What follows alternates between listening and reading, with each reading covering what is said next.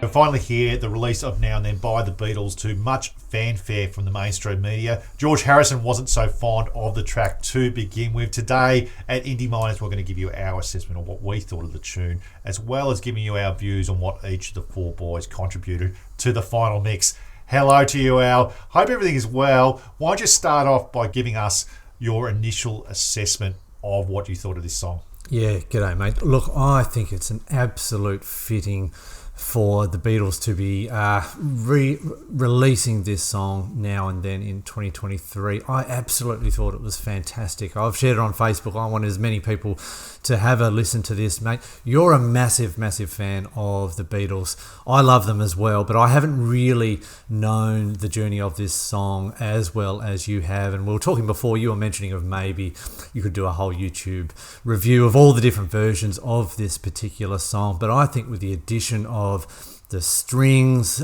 Peter Jackson's film clip, which has just gone live and got over 6 million views already, mate. I just sit back and have a glass of wine and listen to it and just go, well, this is just amazing. I think it's everything I was hoping it would be, and what an absolute fitting end to the world's greatest band. Now, I'm very interested in your thoughts, mate, through text messages. You weren't possibly as big a fan. Give us a bit of a rundown from your side, mate.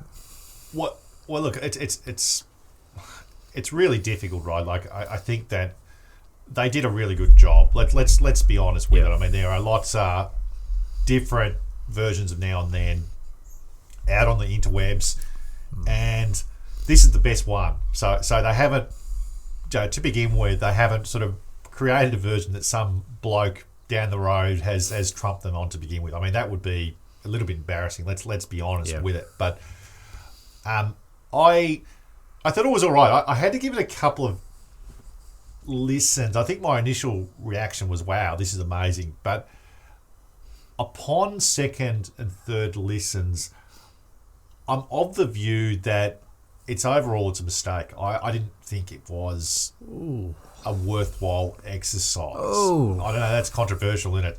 Well, you're going to have to dig a bit deeper here, mate.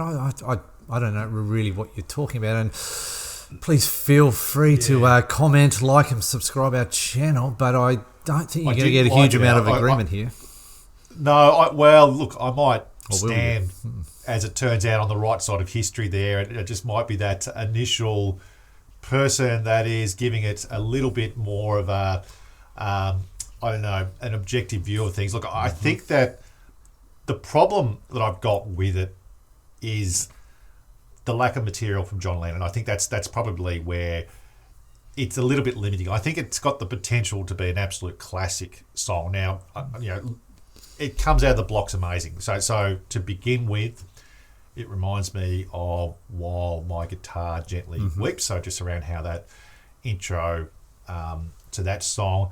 It also reminds me of Karma Police in some ways by Radiohead. I could actually see Radiohead taking that song to another level. But I think you get to the third verse of this song and it's effectively repeating the first verse, and it becomes apparent. So look, it's sort of one of those things that, I guess once you see it, you can't unsee it, Al. And I think I encourage people to look at the song and listen to it again, and you'll get the feeling that it just is a little bit too repetitive. And I think if the four boys were in the room together, and we know that that's not, that obviously that is what it is, it would have been a different song. And I think it could have been a classic song, but I just think that there just wasn't enough material. Yeah, look, mate, I'm happy to re-review this conversation in 12 months' time, but I think this is one of the first times we've had a real kind of disagreement in our opinions here, but I'm a firm believer that they've done the right thing here, and I think the journey of this particular song, from it initially being a shit song, from what George Harrison, was it? No, who said it was a Yeah, he did. Yeah. I think. Look, it's a bit. Listen, there's a bit of conjecture around that. I mean, it's unclear to me as to whether he disliked the song or basically had a view similar to myself around the lack of recordable material. I think he had a view overall about the quality as well. So, not sure. not sure, but I would have thought actually if he was still alive that he would be, he would have objected to it. I think that Paul McCartney has kind of taken and run with things, and of course, the Harrison family are going to say yes because there's money involved. That everyone's making money here,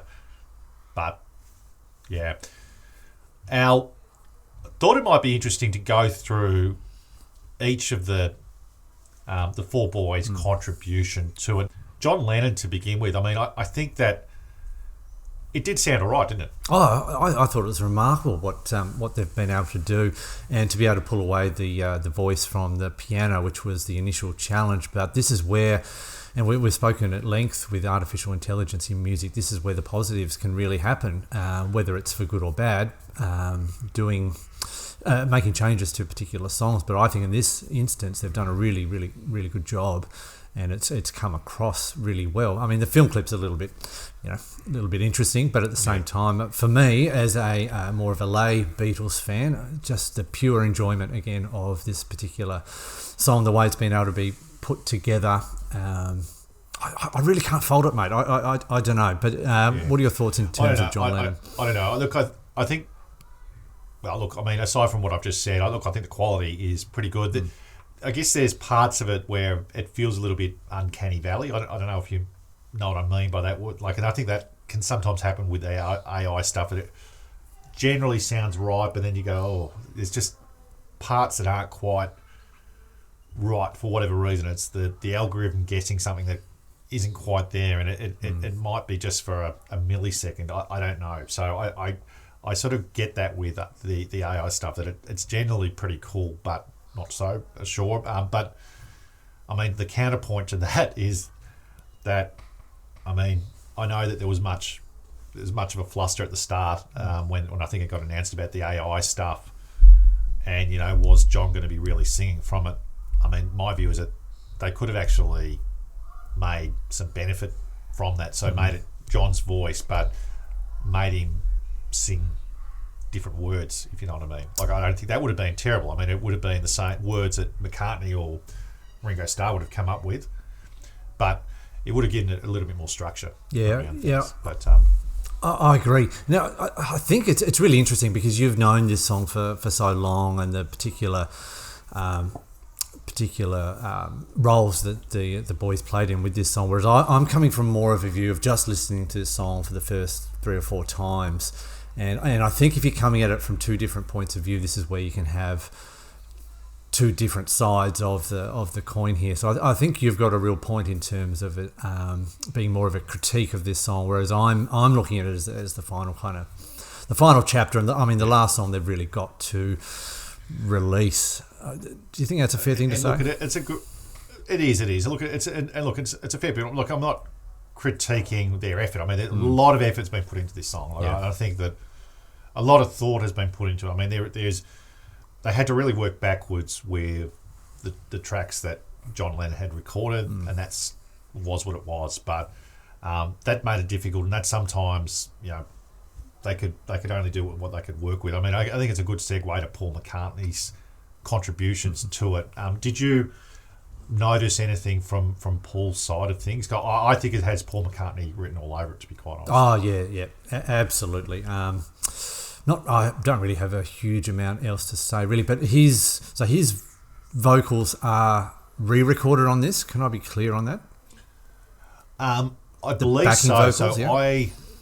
I believe so. Like, you can hear it in his voice. He's older. His voice is not the same as what it used to be. So I was actually thinking that what they potentially recorded back in the mid-90s would have been used in that regard, but it looks like they recorded things again. I think his bass was amazing. I don't know if you noticed the sort of the bass that he was playing. I thought that was extraordinary. Like, he really, you could tell he was really invested into it. I mean, this is, again, kind of disappointing because, I mean, I think he was really going for this, but I think that I'm just not sure that history is going to sort of assess this song as being a great idea. But, let's say I think it's a 12-month exercise might be an interesting one. I think let's finish it up with George Harrison and Ringo Starr. Now, I think George Harrison, is an interesting part to the story of this particular song. He didn't really like it. Now, we've already spoken about that. Now, Al, what do you think he would have been thinking about it if he found out that Paul McCartney had re-recorded his parts? Now, he got pissed off in the 60s when Paul McCartney waded into stuff that he was kind of responsible for as lead guitarist. What do you think? I mean, he's basically come and trumped you again, and he can't do anything. Like, I think he'd be rolling his grave. Yeah, well, that's a big call. I mean, there's not a huge amount George can really do about it. But in terms of, is it the right thing to do? I mean, George can have his point of view. If he thought it was shit, I'm interested to kind of take more of a deep dive as to why he kind of thought that. But I mean, at the same time, when the Beatles were recording those albums, it probably wasn't really going to make it to an album. But to say it's shit, I mean, it's probably one of the best songs I've heard this year. So whether that was just the golden era and it wouldn't have cut the mustard back then, it surely does now, and the Spotify results clearly state that. So I don't know. Look, the Ringo Starr, I thought, did a really good job for what it's worth. I think it's much better than the Freezer Bird. Yeah, agreed. It sounded like, again, that they're putting a bit of swing into it, and I thought that his contribution was good. So I think we might just finish up. I'm interested. Like, you're going to rate this off the charts. It sounds like you're going to go 7 out of 5, mate. What are you doing? Yeah, I'll go 5 out of 5 for this one, mate. But I'm more than happy to do a 12-month review and see if that changes. But I think this will go down as one of the greatest releases of all time. All time. Well, that is a massive call. I'm going to give this 3. Look, I think that it's okay. I think it's okay, but I would encourage people to listen to it again. I like the Beatles more than most people, and I just think that, unfortunately, the material to begin with wasn't quite up to speed. So there you have it. That's our views. A bit of conflicting views there. That is our take on Now and Then. That wraps up another episode of Indie Miners. Please look to subscribe to the channel, follow us on Twitter, and let us know if there's an album you would like us to look at. So until next time, bye for now, and thank you for watching.